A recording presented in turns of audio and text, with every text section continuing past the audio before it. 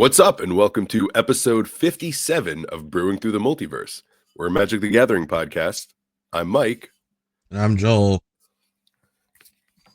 Oh, there we go. That didn't work quite the same. I know, there yeah. we go. There's a sound effect, everyone.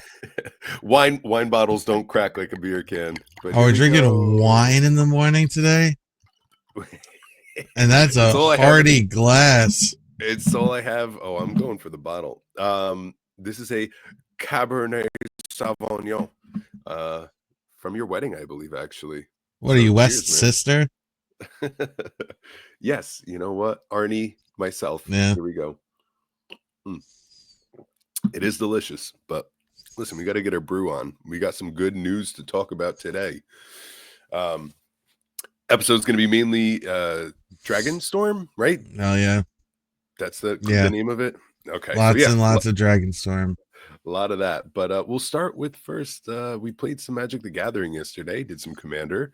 Oh yeah. Thoughts? How did it go for you yesterday? Oh, it was a great day of Commander. Saw a lot of cool stuff. Got to play. I love any day we get to play a lot of games. We got 7 games in. Allows you to see a bunch of decks. Yeah, I think Mark even said he played through all of his decks, which is always fun to get like at least a rep in. Yeah. A lot of tight ones. It was a good time. Yeah. Yeah, all the games were really good. There were a few games. Mark definitely got mana fucked in a game. I got mana fucked in a game. I got physically fucked when I was at 9 life and everyone's at 40 and everyone's like, I'm still the problem. Yeah. Well, Mark was playing Rakdos in that one, and I'm pretty sure that Rakdos himself knows you don't like his deck types. So, I mean, all the random, all of the, what was it? The card where he flips the up. Shenanigan. What is it? Protection Racket? I mean, Protection Racket destroyed you every time. I was able to exile I took it, yeah. And you took it. So, I mean, yeah, Rakdos himself frowned upon you that game. Okay, I was going for Chicanery, and that was not the appropriate time to use that. Mark is not tricky. No, blunt and straightforwards. Yeah. Yeah. Any cards that you played that you're like, yo, these are fucking great? Yeah, so of course, I'll sing to the high heavens that the Doctor Who cards are some of the most fun Commander cards. One card that I thought was really cool, not very powerful, not expensive, but just like a fun card is the card called Day of the Moon. And it's really simple. It's just a saga. It's 3 mana, 2 and a red. Choose a creature card name, then goad all creatures with a name chosen for Day of the Moon. And I'm a big fan of goad. Actually, I believe Mark also loves goad as well. Goad's a great mechanic for games. I like forcing people to attack. It takes some of the feel bads out of like like choosing who am I gonna hit first. It's like, well, I have to attack, so don't be mad at me. Take some of the political heat away. If you say so. I think so. It's hard having your creatures goaded, though, and now you're forced to attack, and now you're making really tough decisions because you have to attack the person that was mana fucked and doesn't have creatures out, and now you feel like a bad guy. Meanwhile, so then it's like kill the goater. That's the problem. Good dynamics. Yeah, it's good. I love goad. And I really like this card just because ultimately by turn 3 you're goading 3 creatures, and it also came in handy because it's you're choosing a name and you're not specifically targeting a specific creature. Like if that creature gets bounced or blinked or something, it's still goaded when this goes off again.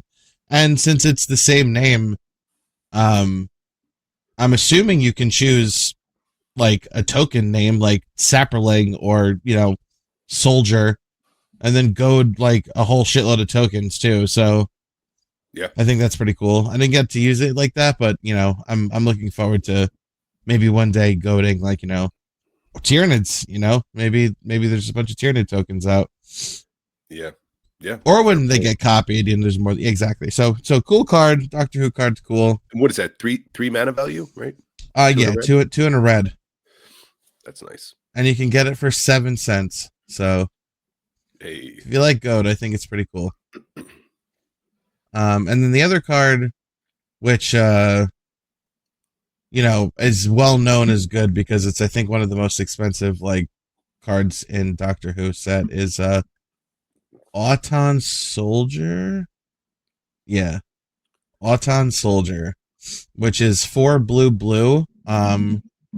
It enters the battlefield as a copy of any creature on the battlefield, except that it isn't legendary, and it is an artifact to addition to its other types. And it has myriad. So any creature, opponent's creatures included, and if they have some insane fucking legendary creature, you get one and it's not legendary, and now all of a sudden when you swing, you get, 2 more. So everyone knows Commander has some pretty crazy ETBs, so you could abuse that pretty well. So I thought this card's awesome. This card's like $15-$20 though. Oh, is it really? I mean, Yeah. it makes sense because it's done a lot of work, and I look forward to picking one up eventually. So, of course, it's expensive.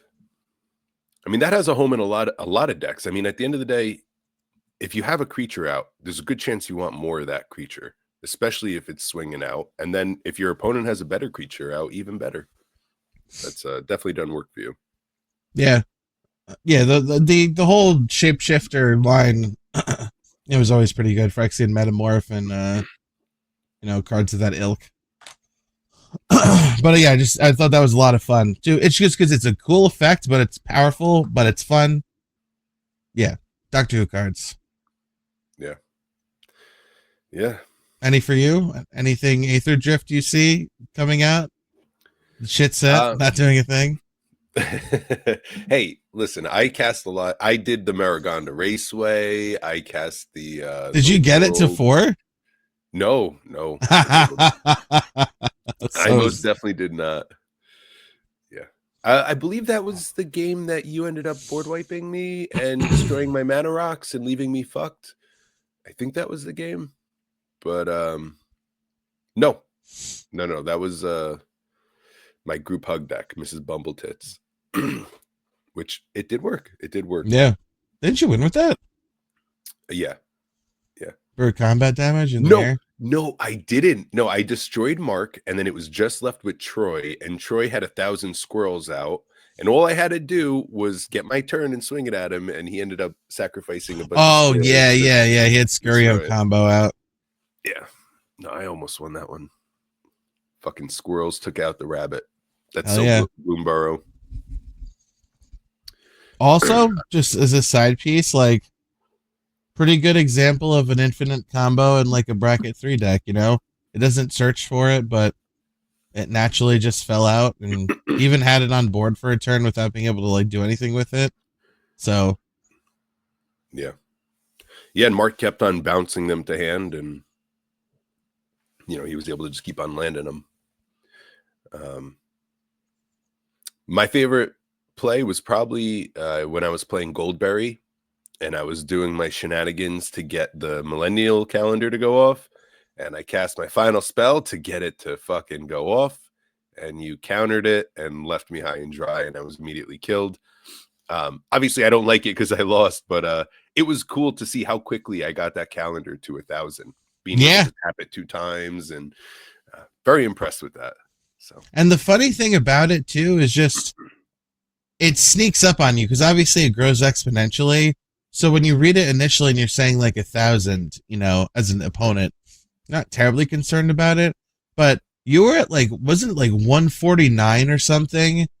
And you were within striking range at that. So it seems like you're so far away, but because you had like a doubler and like you were resetting everything, also actually eating my words, Aether Drift card, fucking Unstoppable Plan.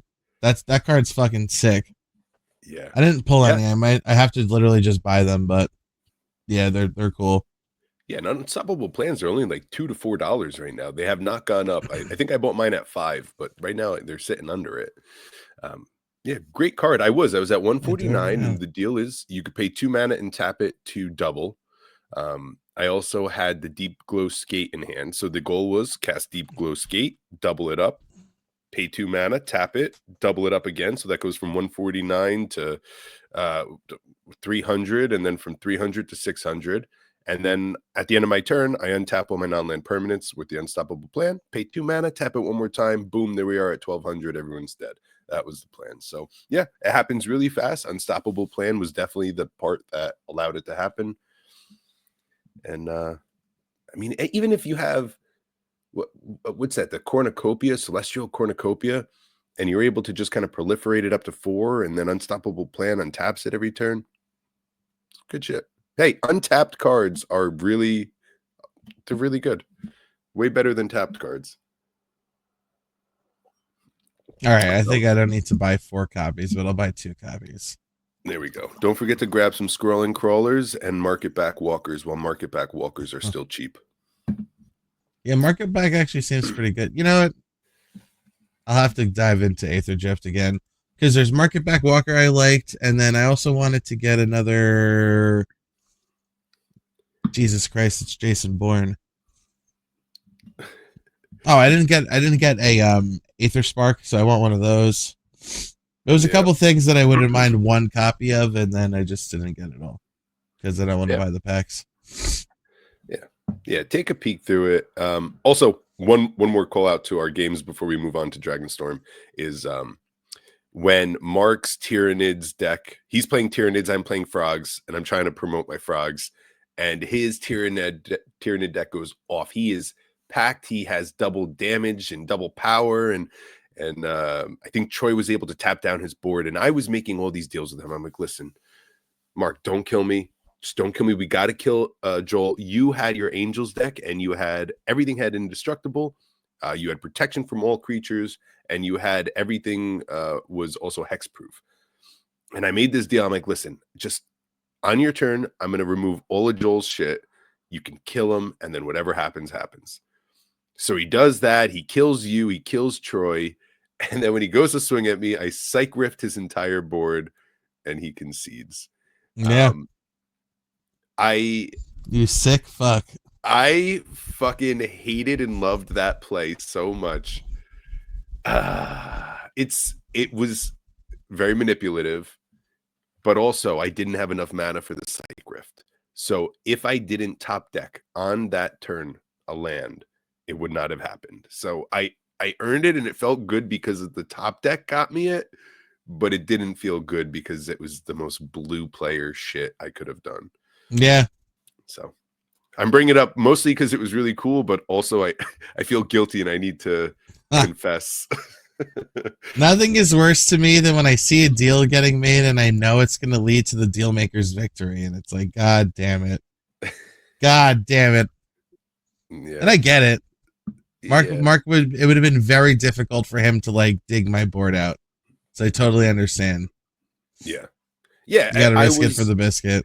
Right. I was the better chance, out of certain death. So. Plus, if he had a counter spell on his turn, you know what I mean? He could have protected his win, maybe. You never know. Yeah. And I don't know if he runs any counters in Tyranids, actually. I'm sure he does. He must. There's got to be something. Must? He's a straight counterspell runner. Maybe one. Maybe one. Man, I'm gonna say 2 or 3. He's got some stuff. Mark, leave a comment. How many counterspells do you run in there? I'm saying maybe one. All right. I know he always runs that straight counterspell, so it might be in there. But anyway, yeah, good games. We'll keep on playing all the Magic we possibly can. Build a bracket 4 deck. Bracket 4. Okay. Mendicant Core will be bracket 4. I liked the rhyme, so we have to do that now. Yeah, it has to. Shit. Yeah, that's the last thing. Well, we'll talk about that in another episode, but let me just say, as I'm trying to break down my decks, there is no easy way to break apart decks that you love.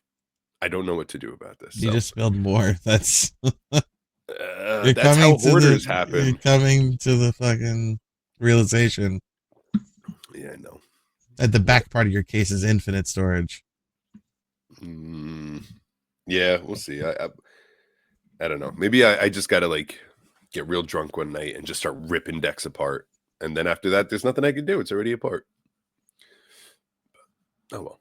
All right. So Dragonstorm. There's this new set with all these dragons in the old Tarkir land with all the cons. What do you think about it, man? I was excited about it when it was announced, and I'm excited about it still seeing the cards. There is so much cool shit going on in this set. So many cool cards, both strong and flashy, and just like, fuck yeah. Let's go, Tarkir. Yeah. Triumphant return. Triumphant return indeed. The art style is fantastic. It feels very Magic the Gathering. No hats in sight. I mean, everything. It's just this set is a 10 out of 10. You know, Yeah.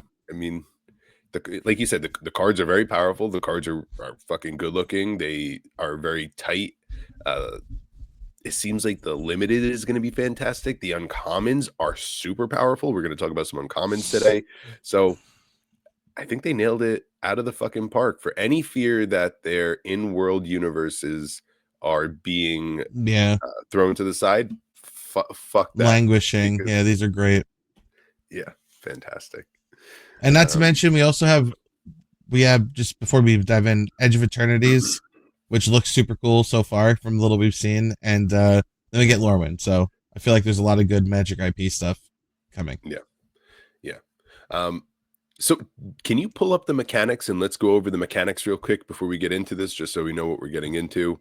Yeah. Because I honestly I was unaware of all of the mechanics, and there's a bunch of them, like Renew, and there's these cards Mobilize.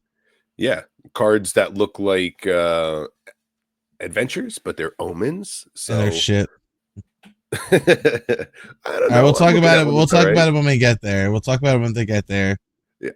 All right. So, starting off, we have Endure, which is linked to the Abzan. Endure allows a creature to have a number of 1/1 token, 1/1 counters put on it, or you choose a spirit of that power and toughness instead. So Mobilize 1 would give you a 1/1 counter or a 1/1 spirit. Mobilize 3 is either 3 1/1 counters on it or 3/3 spirit, etc. For Mobilize? No, this is Endure. Oh, Endure. Okay, you were saying Mobilize. All right, Endure. All right. Well, I can't find any cards with Endure. I'm on the mechanics article. Yeah, I'm scrolling through. I'm trying to find a good example here. I guess there's not that many Endure cards. Also, take a hit if I said Endure and Mike misheard Mobilize. And then take a shot if I actually did say Mobilize instead of Endure. Yeah, I might have been reading Mobilize. Because I read Endure on here. I'm pretty sure. This is funny. I can't wait to go back and listen to this. I'm excited. Absolutely. I'm excited. Take a hit. Take a hit if I'm right. Take a hit and drink a shot if Mike's right. That's the way. Yes, please. All right. Anyway, so yeah, what do you thoughts? I think this is a good effect. I think this is I love spreading the bodies, or buffing your own creature. Good choices.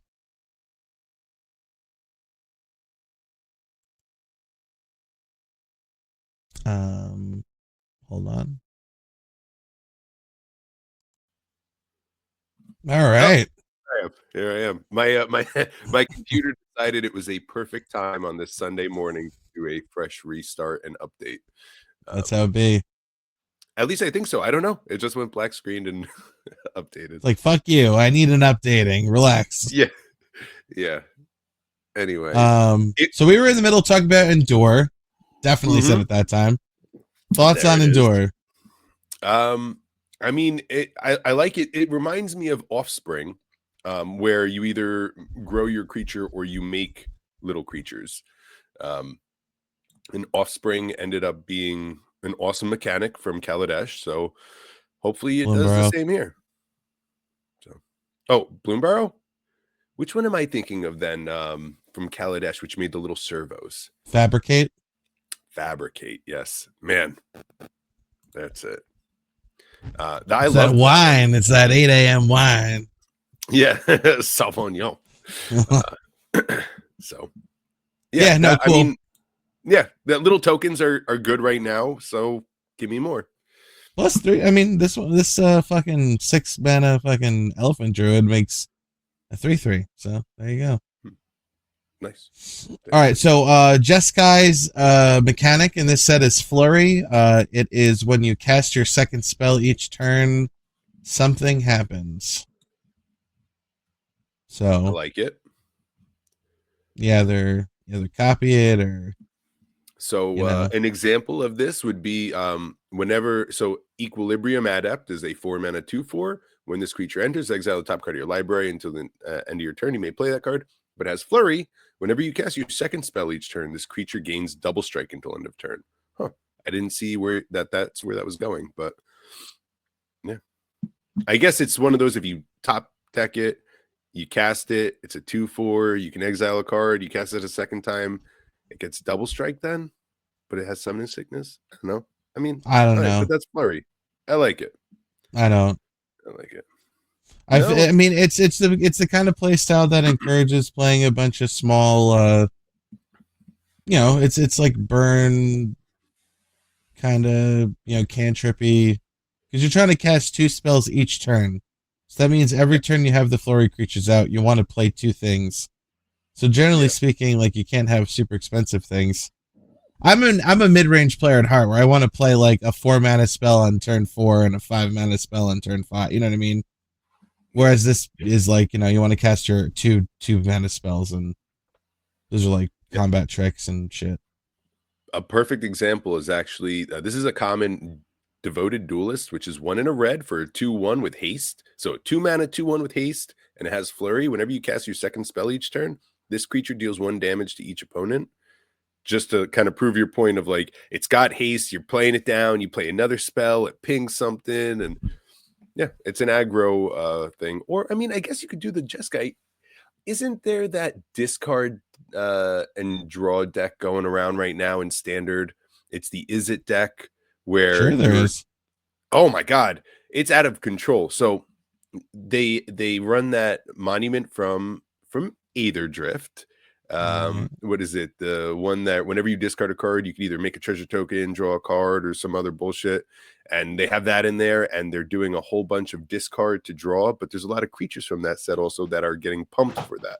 So I bet you that there will be at least 1 or 2 flurry cards that find their way into that standard deck. So although we're not too high on it, I'm sure it will find its way into current constructed standard.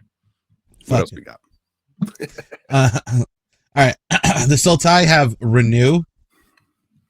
And that is you pay a cost and exile the card from your graveyard, and then you get some sort of effect. So this one is Agent of Codis. It's 2 mana for 2/1 with renew 3 and a blue. Exile from your graveyard. Put 2/1/1 counters on target creature. Activate only as a sorcery. Yeah, there it is. Get more card for your fucking dollar here. Yeah, I this is the type of effects that I don't love, but I don't hate because yeah. incidentally, they're in there.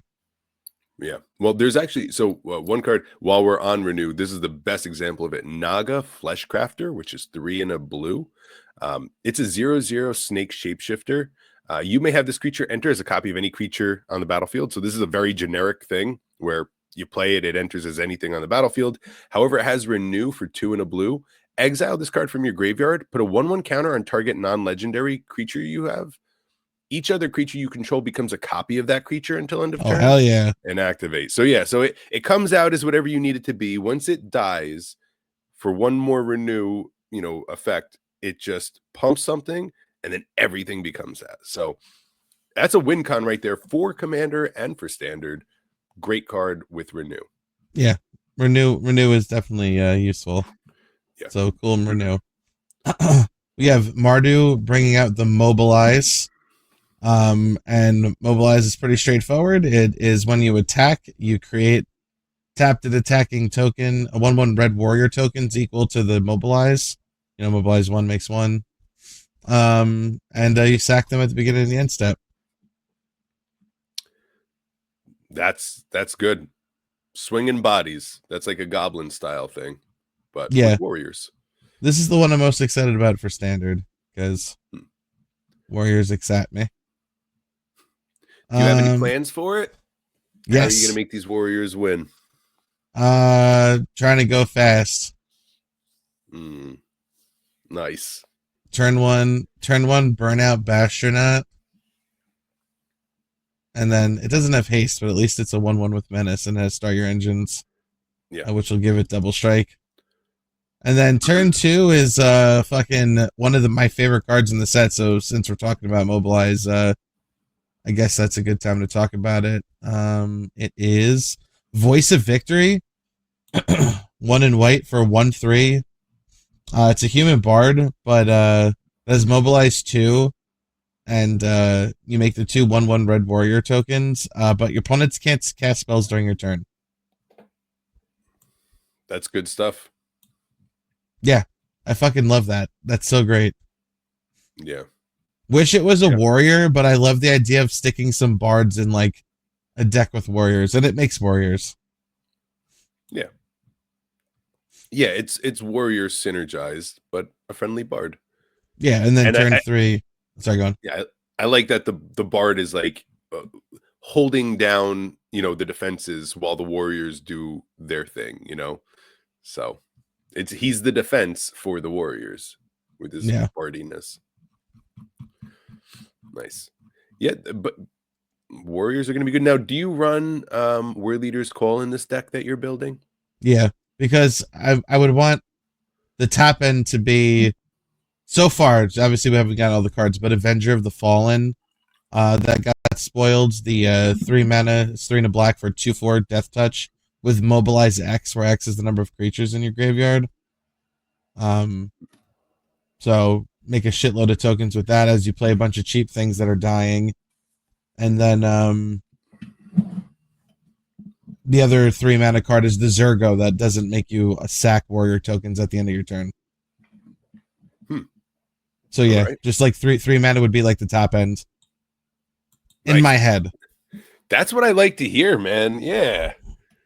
Get that little aggro in you. And I then you still can think play I need best of another ones. strong turn one warrior though. Hmm.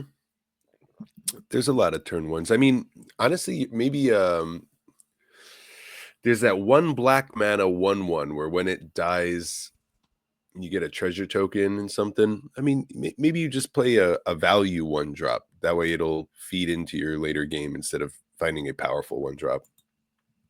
But I mean, chances are you just want a warrior. What is the name?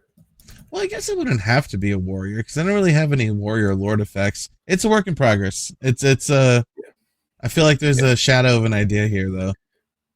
Yeah. Yeah. There's a lot. I mean, there's a fucking lot of 1-drops. Even if you do, I don't know, Authority of Consuls as your 1-drop. That way you have a wider opening to swing into them, do your aggro, opens you up, gain a little life. I don't know. Because, you're going to rely on the little 1/1 tokens. So you don't need as many creatures in your deck if you're going to make creatures from the creatures you have out. I don't know. All right. Do All we right, have those any more mobilize. mechanics? Yeah, there's two more. All right. We have Harmonize from the Teamer, and Harmonize is you can cast it from your graveyard for its Harmonize cost, and you can tap a creature you control to reduce its cost by X, where X is the creature's power. I think this is one of my favorites as well. Yeah, very handy.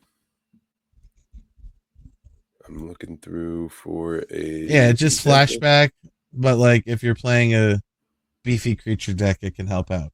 Not even beefy creatures, tap your 2/2. Make that Yeah, shit too cheaper. what was that?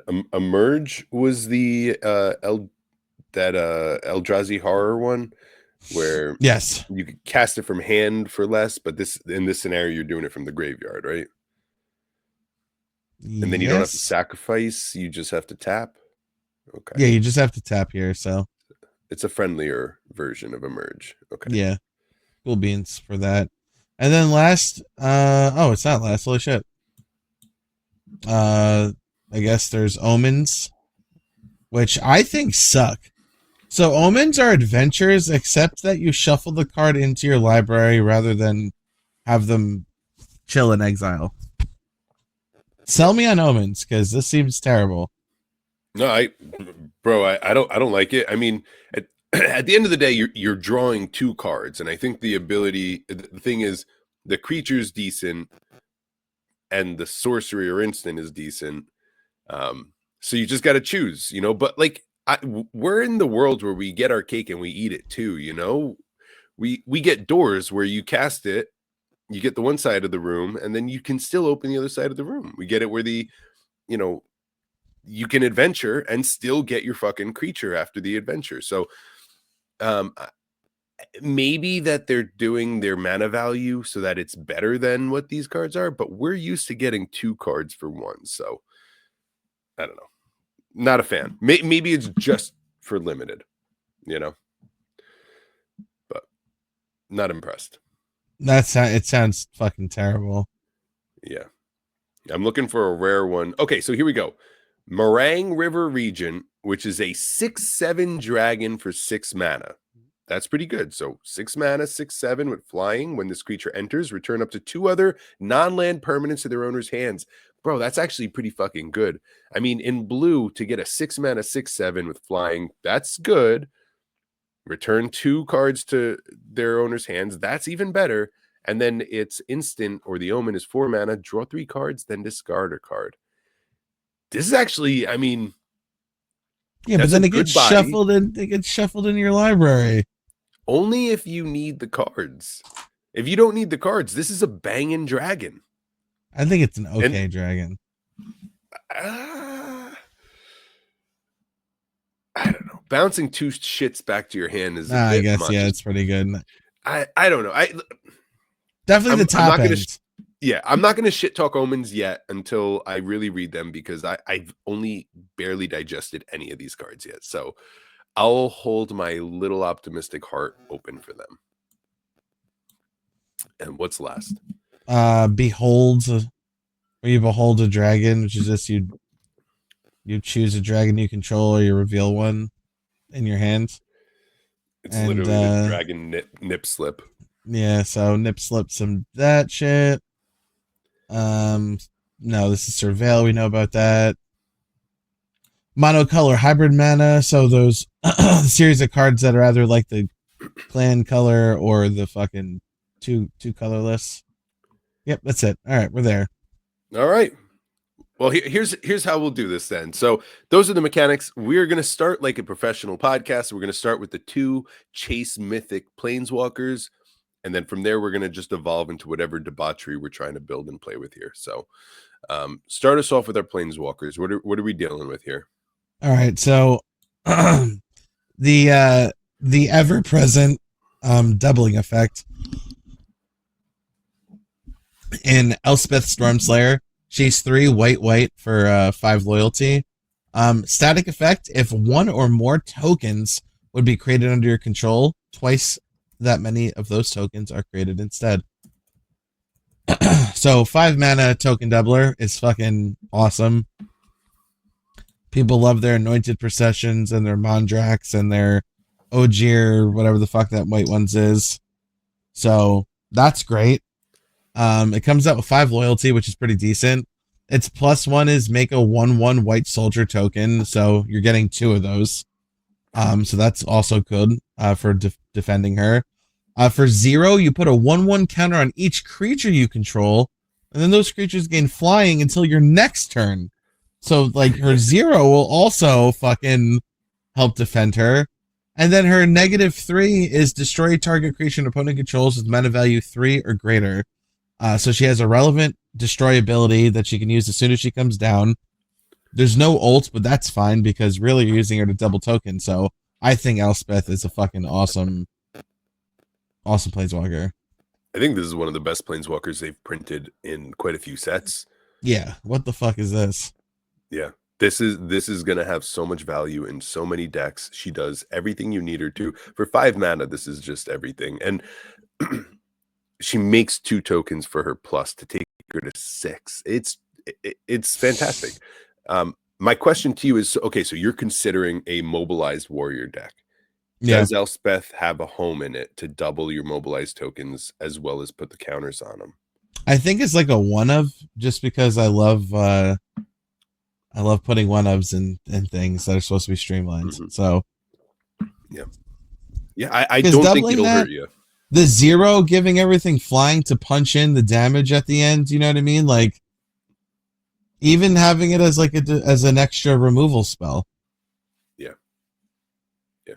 Yeah, even you're right. Even just a removal spell, and if they don't then put like resources in to destroy it after they've already lost a creature, you're gonna get so much advantage off of the tokens and everything that um it's a 2-for-1 every time at least. You know, you play this one card, you remove their best thing, and they're gonna have to use more cards to get rid of this, otherwise they lose. So I think this is going to be one of the best cards. I don't know what it's selling for right now, but if you need one or there's any home for it, grab these motherfuckers. So Yeah. Do you want to do the other one? yeah. Let me, it's probably down in colorless here. I don't have it pulled up. Go for it. What do we got for the next one? Oh my god. All right, so Yeah, the other this is one your is baby anyway. Yeah. the other one is our boy Ugin is back. Have not read the story, do not know what the fuck's going on and what Ugin's up to, but I think Jace is in the meditation realm or something. I don't know. But you know, Ugin, Eye of the Storms, 7 colorless, so you know, right in Tron range. For a 7 loyalty planeswalker, when you cast it, exile up to 1 target permanent that's 1 or more colors.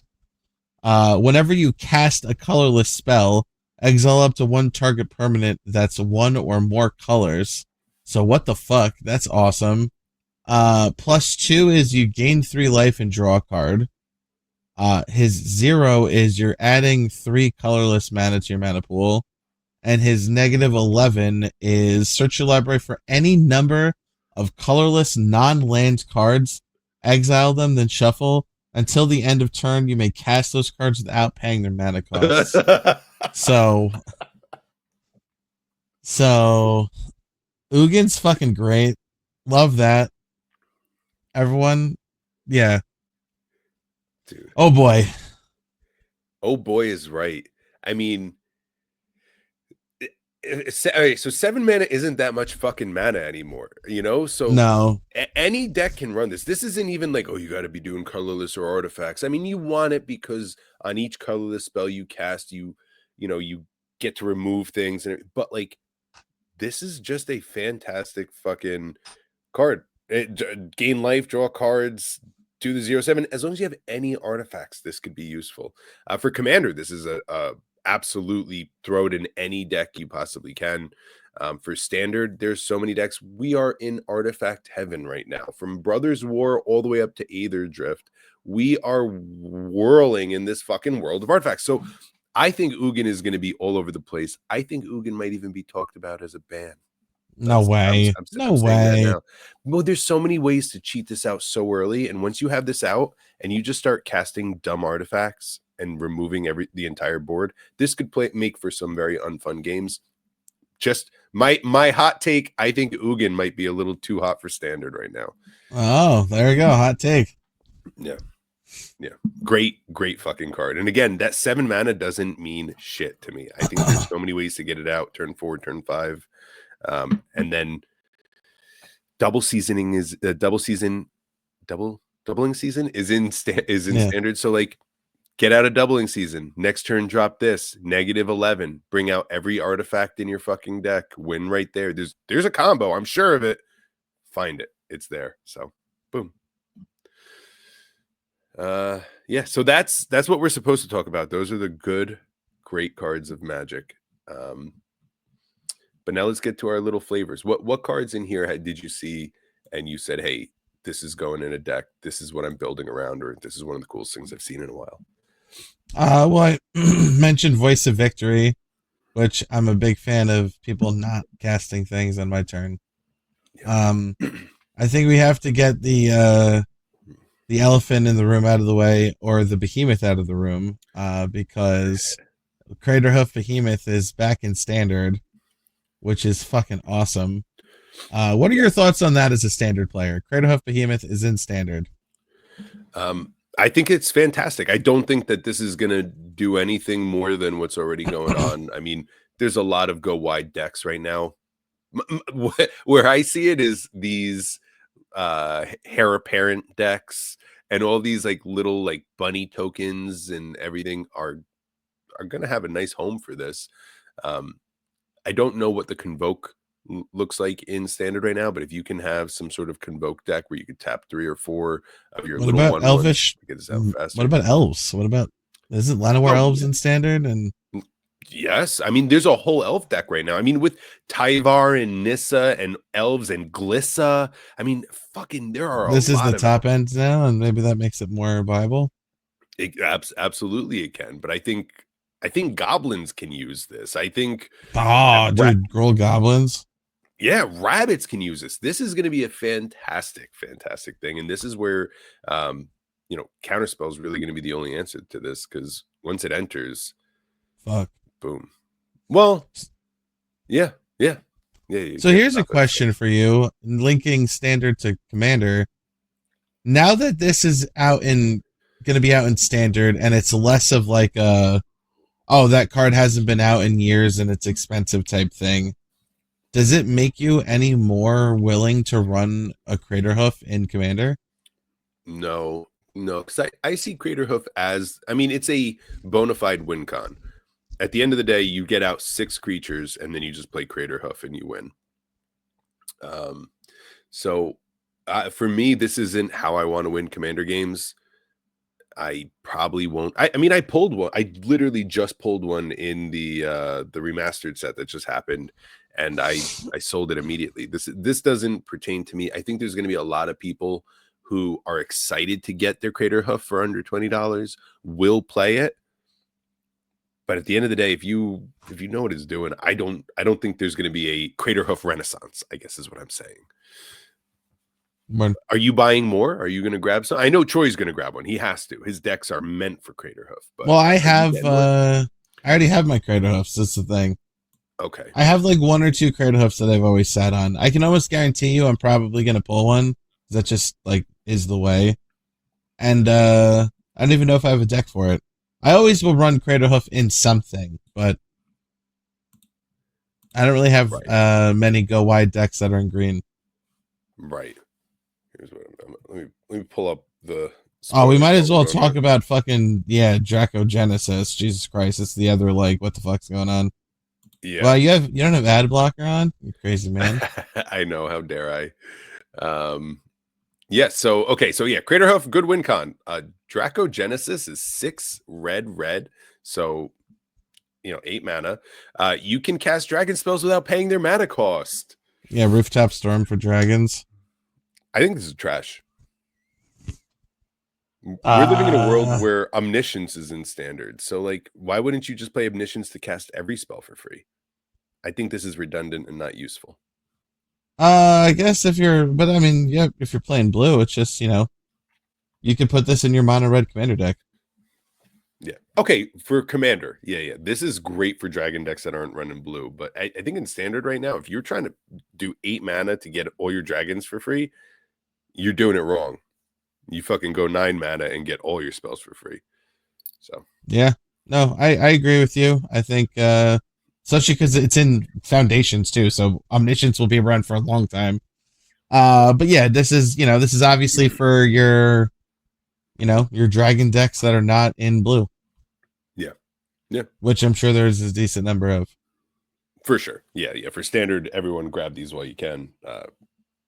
For commander. For standard, this is like I said, I don't think 8 mana is prohibitive. it is. It really is. I mean, because if you're gonna do 8 mana, you You might want as to well play use white. Craterhoof. Yeah. Or you got to do white to get it dumped into your graveyard and then returned to the battlefield for less. But if you're doing white, just fucking go blue. I don't know. This card's cool, but I'm just saying I don't think this is going to be very Splashy, maybe not the most powerful, but also I'm gonna guarantee at some point in my future someone's gonna play this and drop like 8 dragons out of their hand. I'm gonna be like, what the fuck? Yeah. Yeah, what's good is it says cast dragon spells without paying their mana cost. So if you have Mirren or something, it'll get all the triggers and everything like that. So that's good. While we're talking on dragons, let's go up. This is a card that I'm so amazed by. I don't know whether it's going to be fantastic or not, but I'm going to try it. Dragon Back Assault, Mm-hmm. which is 3 green, blue, red.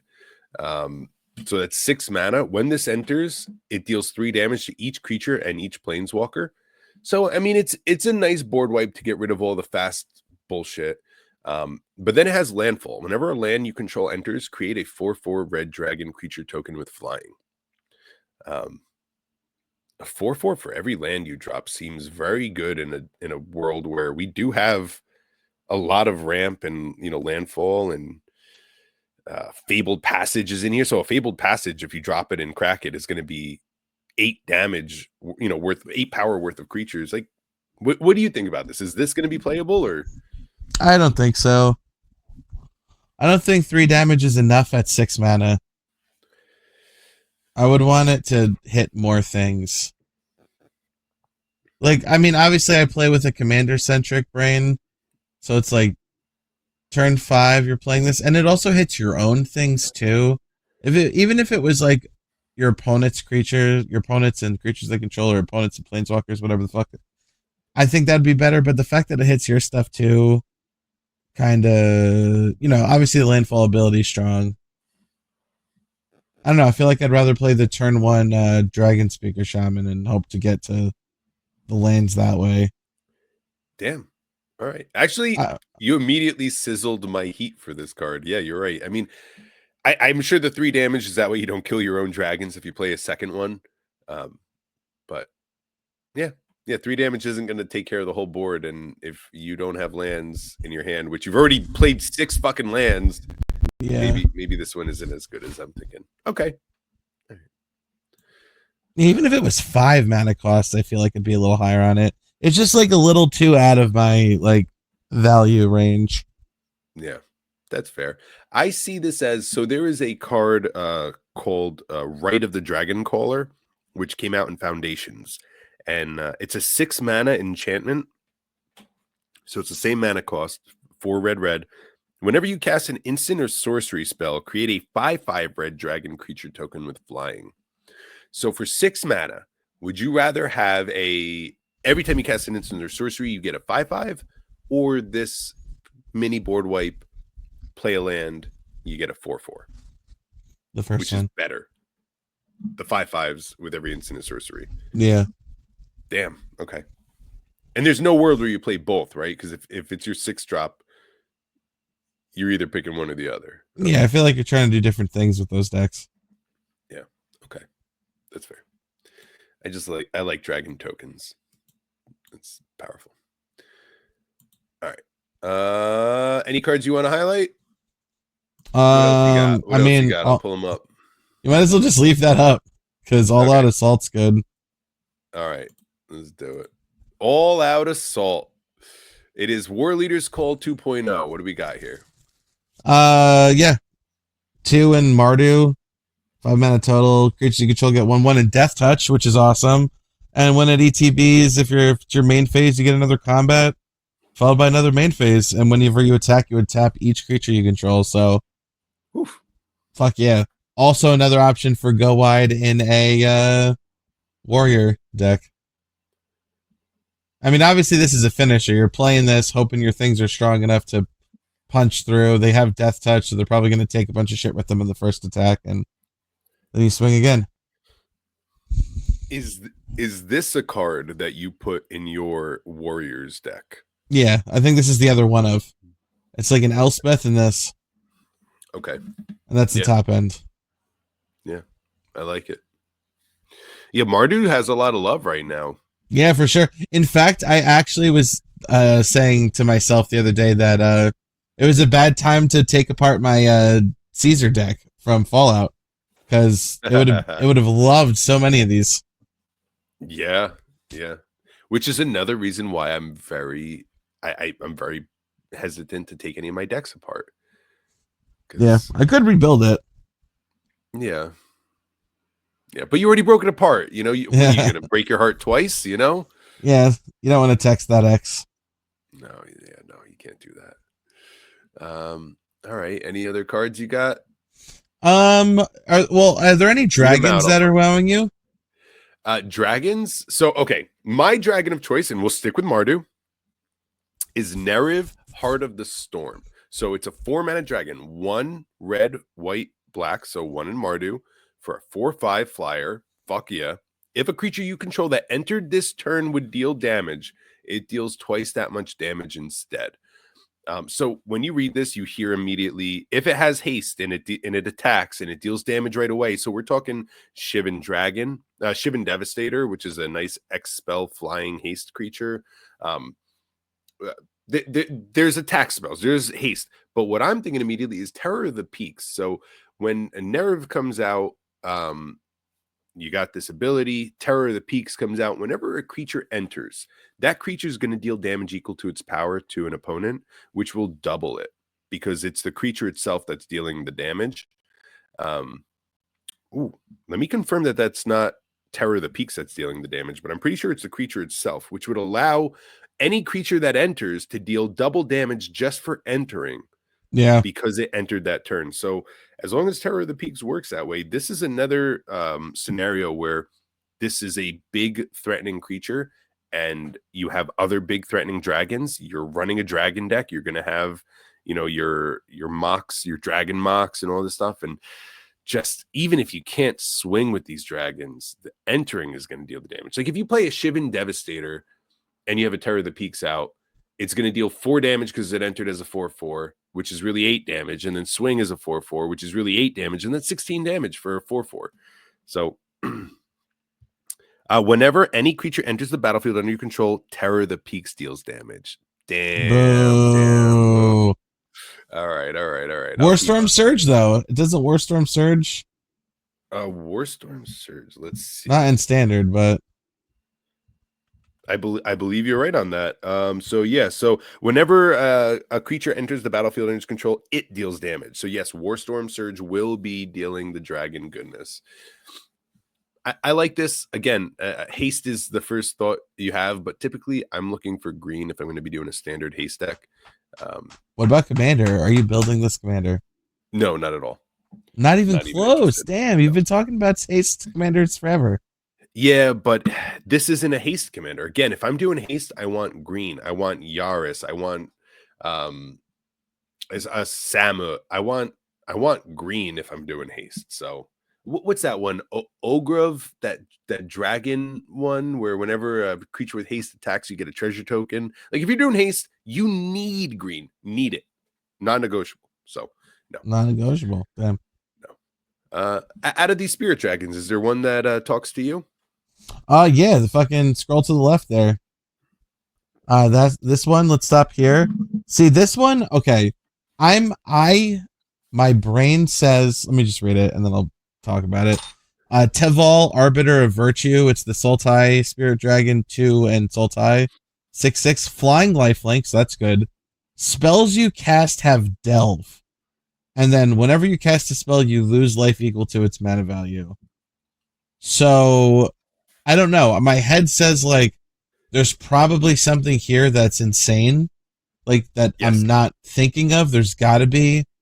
I don't know what it is though, and I don't know how you mitigate the lose life clause. I just feel like there's got to be something going on here that's going to be like broken in some capacity. So Yeah. keep an eye on that one, and wait till something busted gets broken. I won't build that though. But then if you keep going to the left, on this real quick, I personally think Connor would be the one to break this. This seems like a deck that Connor would Yes. find a way to make this thing be the most powerful thing in the world. So seeming downside that he but like if you play this card, it actually yes, spits in your mouth instead of dealing damage to me, and it's like, how is that possible? exactly. Yeah. And then he's gaining life instead of losing the life somehow. Absolutely. Keep going. Fuck this guy. Oh yeah. Honestly, fuck this guy. He has one. Yeah, Chico sucks. Boo. Okay. Yeah. So Bador akin to all. So okay, so here's my dilemma is that there's two things gonna happen. One is that two players in our pod love Abzan, the other of whom is our beloved co-host Troy. And the other problem is that there are like three sick ass Abzan commanders coming out this set. Two of which are this fucking cool ass Spirit Dragon, but this one I really love. Baitor kin to all, or better. I don't know how to fucking say it, but it seems like it would I be like Baitor. Baitor. Yeah. Yeah. Kin to all, 2 and Abzan for a 5/7 with flying. At the beginning of your end step, if creatures you control have total toughness 10 or greater, you draw a card. Then, if creatures you control have total toughness 20 or greater, untap each creature you control. Then, if creatures you control have total toughness 40 or greater, each opponent loses half their life rounded up. So, Oof. I like this card for a couple of reasons. Number one, it reminds me of Miles Aria from Shards of Alara, which has a clause like if the power is stronger, you do some things, but that ends with you win the game. So I kind of wish they just stuck with like if you get to 40 or more, you win the game. That would have been cool. But I'll take each opponent loses half their life rounded up. So it reminds me of a card that I thought was awesome when I was a kid when I first started playing Magic. So that's cool. And then additionally, it's nice that it's going like toughness matters, but not necessarily like defenders creatures, because the other Abzan commander from the set is talks about defenders just like during the siege tower, but this is just having toughnesses on the board. So I really like the idea of building like a butts matter deck, um, but not actually attacking with anything, just keeping up like protection and removal, and then casually drawing cards with this because it already provides 7 of the 10 that you need to draw a card. Oh, yeah. So really, you only That's need 3 cool. toughness on board to draw the card with it, and it's at your end step, so you're getting the value right away. Um, Ew. and then with the untap clause too, then you don't need to worry about holding up blockers. So I really love the idea of making like a big butts like defensive kind of Abzan deck. Um, Slightly different from the other ones that I usually build, which is more like Yeah, you and know, ETBs and shit like that. bro, I love the idea that you can make this a passive deck, a non-aggressive deck, and still deal a ton of damage. So if you have Baitor out, and like you said, you just have some big creatures, and let's say you do, um, I don't know, like any of the Kambals and stuff like this, where like people are taking damage. You're not swinging. You have your, your ghostly prison and your sphere of safety, and you're being Plus passive. huge asses, yeah, Yeah, and like let's say you happen to drop that, bloodletter of Aklazats, and now you have 40 power and they lose half their life, but really they lose all their life, like, yeah, but I didn't attack. I didn't attack. I'm just yeah, chilling. So just hanging out here. So yes, I might have to build a way of the open palm Abzan deck that doesn't attack anybody but still will kill you. that's really cool. Yeah, have Mangara the diplomat in there, Yeah, so, because 4 power, he's got lifelink and like, hey, I ain't attacking, but if you do too much, I draw some cards. yeah. Uh that's super cool. I like that. So Baitor. hyped for that. Troy, I'm taking it. I said it first. I was on the pod. I win. There it is. Oh, also, while we're talking to Troy, I purchased Final Fantasy VII last night, and I Oh, am the playing remake. through. No, the Oh, the original. OG. Oh It's shit. just a remaster. I want to play it exactly as it was because I know the new remake is different combat style and everything. No. I want Oh, it's what good I though. originally played. Absolutely, dude. I'm enjoying it so much. I just finished Stardew Valley. I beat Stardew Valley last night, and so I'm. It's not like I'm looking for crazy graphics or any mechanics. I just want good games. So I'm gonna do Final Fantasy VII and get myself freshened up on it. If I enjoyed enough, maybe I'll go to 9. But I'm getting ready for the Final Fantasy VII set. Final Fantasy set, not 7, but Yeah. so yeah. So we're doing that. All right, let me pop up one card here that I fucking love. We're already at an hour, so maybe we'll pick like 2 more cards or something, Oh, and word. we'll Damn. save Yeah, I'm it. so excited. I didn't even realize. I don't. We haven't touched cards, so the next 3 Next episodes week. will probably be Yeah. covering this shit. Yeah, for sure. We got to get Troy's We'll have the input, but rest too. Yeah. yeah. So okay, the card that I'm most excited to build around. This is my. I'll finish with this, and then you can pick anything after this. But this is going to be my finisher. The Sibsig Ceremony, which is a Interesting. legendary enchantment. Black, black, black. Creature spells you cast cost 2 less to cast. Whenever a creature you control enters, if you cast it, destroy that creature. Then create a 2/2 black zombie druid creature token. Okay, so it's a 3 mana enchantment. Creatures are 2 less to cast, but whenever you cast a creature, it dies, and then you just get a 2/2. I have no idea what I'm doing with this yet. All I know is in mono black right now. Okay, I know there's a 1 mana creature that when it dies, bring it back to the battlefield as a 4/3 demon. So right off the bat, 1 mana, you drop this 1/1, it comes back as a 3/4, but because it died, you also get a 2/2. So that's going to be a 4 of. Okay. Abyssal Harvester. So you cast Shieldred, whatever, Shieldred. For 2 mana because she's 2 less to cast. So a 2 mana Shieldred, she enters, she dies immediately. You get your 2/2. You tap your Abyssal Harvester and you get Shieldred onto the battlefield as a nightmare. You do your shit, whatever. There's an enchantment right now that whenever a creature dies, you get a 2/2 zombie. So you have that out, you cast this, it dies, you get a 2/2 zombie from that, you get a 2/2 zombie from the other. I'm going to find a way to make this work. This is obviously every creature you cast dies is such a negative. I'm going to find the way to maybe there's a card that says bring everything from the graveyard to the battlefield. I'm going to find this fucking thing. I'm so excited for this. I'm going to brew with it as we get more cards. And this will be a card that will probably be in my arsenal for a while. Is there anything you can think of to give me advice on what to do with this? Is there anything? I mean, obviously you want to do aristocratic stuff. So like you want shit to die and then something happens because it died and you get this out. Maybe I put this with a Delny deck. That way death triggers double. I think Delny is any trigger. I don't think it's just an ETB. I think it's any trigger off of a 2 or less. So thoughts, man. What are we doing with the Sibsig Ceremony? Yeah, no, I think you're close to there. Like, are you looking for ETBs to get for cheap? Because like 2 mana, 2 less to cast is pretty decent. You're casting 4, 3-4 mana creatures. Are you talking standard specifically? This is where you're trying to make this work? Yes, yeah, for standard. Yeah, I think you're looking. Is that creature really just a 1 mana? It dies and you make a 4/3. I feel like there's no hoops to jump through for that. Not at all. No. I'll pull it up while you're looking fuck? at this. Yeah. I'm trying to think of what set it's from, but it's a 1/1 monk, 1 black mana. So Scryfall is probably the best way to find this. So yeah, Scryfall, 1 mana, black creature, standard legal. Yeah, colors black, mana cost, black. I don't know. I'm gonna look this up. This is where I fucking panic and I can't make it happen. I swear this never happens. Standard, black. We're Magic the Gathering podcast. Die. All right. Text. Dies. Return.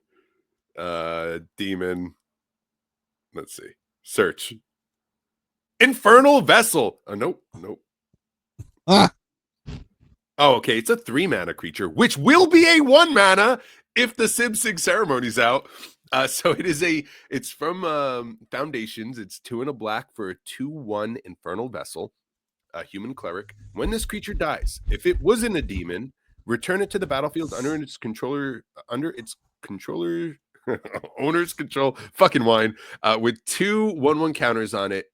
It's a demon in addition to its other types. So yes, it's a 2/1 for 3 mana. In this scenario, it would be a 1/1, which it would die. You get a 2/2. This comes back as a 4/3 demon. So there's one way, but that ain't winning no games. So we'll find it. Yeah, I don't know. This is another one of those cards. It's like there's probably something that's gonna break this card, and we're just missing it. I mean, it won't destroy indestructible things, so you can use it to cheat make indestructible things cheaper, I guess. That's a good Um, call. Yeah, and it's only if you cast the creature, so you could still, if you're doing graveyard shenanigans. That's it. That's maybe something. that's a Maybe good call it's too. yeah. Fuck. You play something expensive for a little bit cheaper. It goes to the graveyard, and then you reanimate it somehow. I don't know if that's like I don't know if that's ideal to make a 2/2 zombie, but we'll see. I don't know. Yeah. I mean, you're right. And now let's just go underneath real quick. So Sidisi, Region of the Mire, I don't know if this jives with it, but it's 1 and a black for a 1/3. Legendary creature, zombie, snake, warlock. You can tap Sidisi, sacrifice a creature you control with mana value X other than Sidisi, return a target creature card with mana value X +1 from your graveyard to the battlefield, activate it only as a sorcery. I don't know how this works with it. I don't think so. But No, again, this is another creature that, let's say I want to build it this way, where creatures are coming out, but things are in the graveyard. You can sacrifice stuff, get bigger things out. Death triggers happen. ETB triggers happen. Black has a lot of good toys to play with right now, so I'm really happy with that. All right, so yeah, not powerful, but definitely something I'm thinking of. What do you got, man? What are you finishing this episode on? I am finishing this episode on the fact that I'm thrilled that the fetch lands are going to be the special guests in this set. I think there's other special guests too. It's not just the fetch lands, but oh, it's the ultimatums. That's what it is. So the Oh the yeah, yeah. special guests are ultimatums, which are fucking cool, and fetch lands, which I love because it gives you a reason to buy packs, and you can get special card, but the things in the play boosters. So you don't even need to buy collector's boosters to get these fetch lands, and they look That's cool. nice. And I hope everyone gets a couple of them, and can improve their mana bases a little bit for a cheap price just by buying some play boosters. Yeah, coincidentally pulling some of the best lands in Commander right here, and in some of the best artwork they've ever gotten, other Yeah, than oh no, because it was the shock lands that were in Galaxy. the galaxy. So these right here are some of the best fetch lands you will ever see in your life. Here they are. So yeah, buy them, pull them, steal them, whatever you got to do. Get these Don't steal them. Proxium, Proxium. Yeah, proxy. Yeah, That's for sure. that's stealing them. Yeah. Don't pull them from anybody, but you know, was it pirate them with the proxy. All right, They're all then. great. They're all great artwork, and they come in dragon scale foil versions. Which So looks actually pretty dope. I don't know if you saw the video. yes, I did. Yeah, they Yeah, were it's very pretty fucking impressive. cool. Way, Cool. way better than some gold first place fucking foils. That's Yeah, for and sure. also I did not like the mana symbol foils from Foundations. I thought that looked kind of stupid. Yeah, not a fan. Not a It's fan. just me. I like the confetti foil was probably my favorite foiling, and also Yeah, the surge foils were really good. But I in I'm glad general, they're I'm testing. yeah, I'm glad. I think it's cool that they're doing more foil treatments and stuff like that. I know that's kind of like Yeah. what Pokemon shtick was, but it's just cool to have oh, sick! I got this card's like $13 to $20 more just because it's extra shiny. All right, my last card is gonna be a Yes. splashy card that is not good really, and I'll probably only play in one deck. But you just keep going in that row. It's left hand side. Keep going up. It's the second card from the top. There it is. It's that colorful one Ah. underneath Bader. Uh, parent Perenation.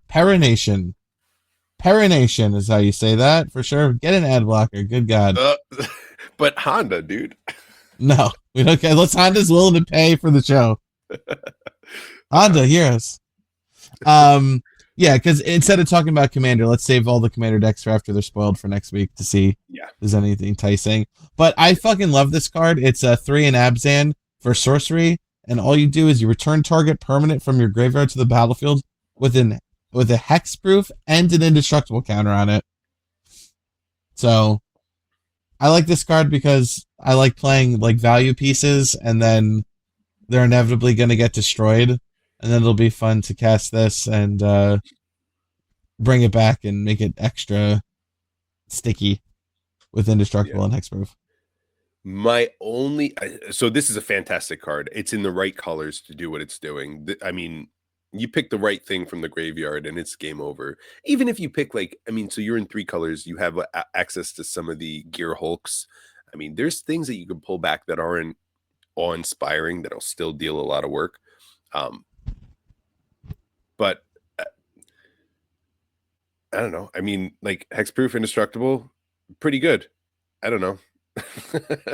Not a huge fan of this card, I can tell.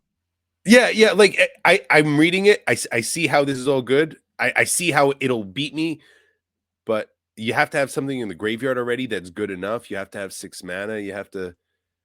Yeah, no, I'm not saying this card is good. It is definitely an overpriced, expensive mythic. What are you Um, bringing? What are you bringing? Like, what's your number one goal? well, if I do make my Reanimator deck into Abzan, Valgavoth now comes out with a hexproof indestructible counter on it on top of its ward cost. Or Razakath, or I guess Avacyn doesn't need the hexproof indestructible, but hexproof. You know, any reanimator target. Yeah. Are you bringing back any skirmish rhinos with this? No, no, that's ridiculous. It's Six mana outrageous. skirmish rhino. Yeah, Fucking why not just siege rhino? Why not? yeah, I don't know. And then even in like a non, the Baitor deck that I'm gonna build, you know, oh my big butt thing got removed. Well, here it is. It's back now. It's indestructible and hexproof. Yeah. Oh, the thing I was gonna say, it should say from a graveyard is where that's where I would be okay with it. So like this is all cool. I'm reading this. Oh, it's great. It should say a graveyard, not just your graveyard. That's where I would say this is an awesome card. And This is a card. This is for me. This is like a. I'm gonna shove this suboptimal card into something just because I think it does. I think it's fun. yeah, it's just like every black return from the graveyard is a graveyard. You can take anything you want. So now you're making it more convoluted with green and white, and suddenly you're restricting. So that's where I say, hey, let me take it from any graveyard. But Nah, yeah, just play better creatures. That makes your graveyard more valuable. that's a good point. But All right, sometimes real you just quick, want to hold play on. something Life with life. begets death. Yeah. Since it's right there. Since it's right there. Yes. Okay. Okay. Yeah. So I saw this card. This more fucking ads. I thought of you immediately, and I will never cast this spell. Is this worth it? So death begets life. 5 black, green, blue. So that's 8 mana to destroy all creatures and enchantments. Draw a card for each permanent destroyed this way. Really? Are you doing this?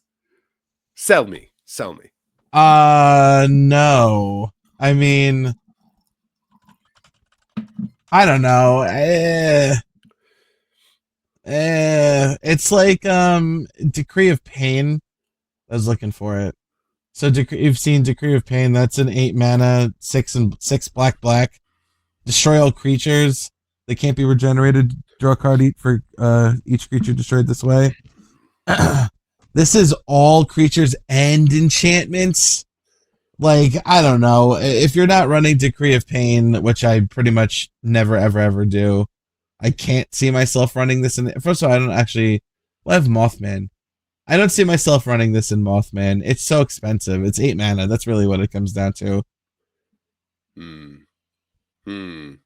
So I'm thinking like, all right. So in standard, I'm running an artifacts only deck, and I play this. But am I running a Sultai artifact deck? You know, Just to run life begets death, or death begets life. right. Um, there's got to be some home for this, because I mean they didn't print this for no reason. I mean, It's just splashy bullshit. I love splashy bullshit mythics. yeah, That's what Commander's supposed to be about. I guess this is a break in case of glass. So it's at the end of the game. Things are There's going glass. crazy. Break it. Yeah, in case of the glass, break it. Where it's like I got to get rid of everything. My Cyclonic Rift is gone. I don't have any board wipes. Let me tutor for this, destroy everything, draw cards. I mean, I guess it's better because at least you're not destroying everything and then we're all sitting there staring at each other with no hands. It's like a wild board wipe that's also going to feed you a ton of cards. So I guess that's where it's at. Yeah, you Is have like, no cards in hand, and you just cast this because you're like, "Fuck, I'm screwed." yeah, and suddenly you're fucking, you need a fucking, a thought vessel because you have too many cards in hand and everyone else is weeping and sobbing and you're sitting there with your hand. So that's where it'll be good. But I guess Word. my problem is I'm looking at all these cards right now initially with standard eyes, and this isn't a standard card. No. But yeah. All right. Put this in a nice what do you have? The Sultai is a fucking graveyard deck haven anyway. So like who gives a shit? All my creatures can go to the graveyard because I'm going to bring them back anyway. So let's destroy everything in the fucking battlefield. Everything goes to my graveyard, and then I Liliana's bring back from the graveyard shit. So Yeah. all right. And then death does beget life. There it is. I like it. There it is.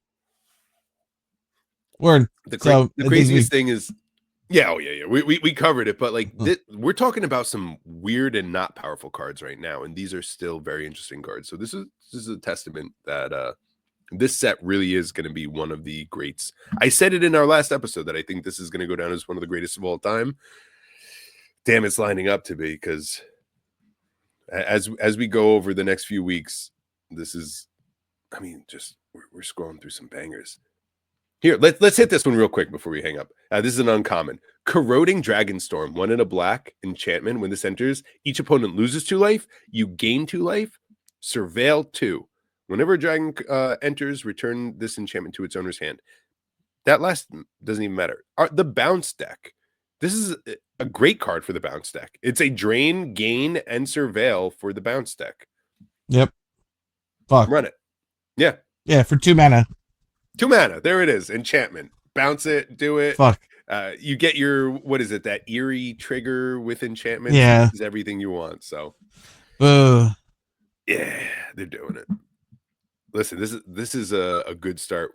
From this week forwards, we are going to have nothing but dragons, Final Fantasy, fucking space. This is going to be a good year for Magic. I'm excited for this one. Hell yeah, brother. Do we have any Magic lined up soon? Next month, but I'm sure we can put one in sooner. All right. Yeah, we'll have to set it up. And until then, any decks that you're building? Is there anything you're trying to put together right now? No, I mean, I think right now it's wait for Dragonstorm to come out and probably just build that Ebzan deck. There's a couple others that might entice me, but for now, no. I'm trying to hold the line. I'm trying to figure out what to break up, so it's not the time for building. You and me both, brother. Amen to that.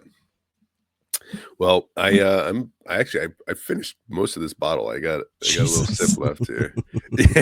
What, you couldn't tell? No, it's A+ podcasting. That's it. This is the way brewing should be. This is how we do it here. Keep on following us. Fermenting through the multiverse.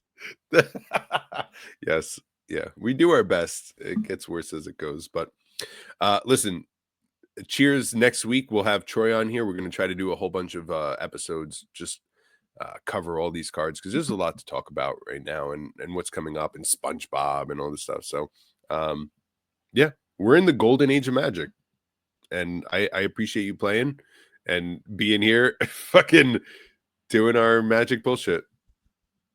And anyone who listens, thanks. Well, thank you. Cheers. Cheers. The bottom of the wine glass. Here yeah, the bottom of the bottle. That's the bottom.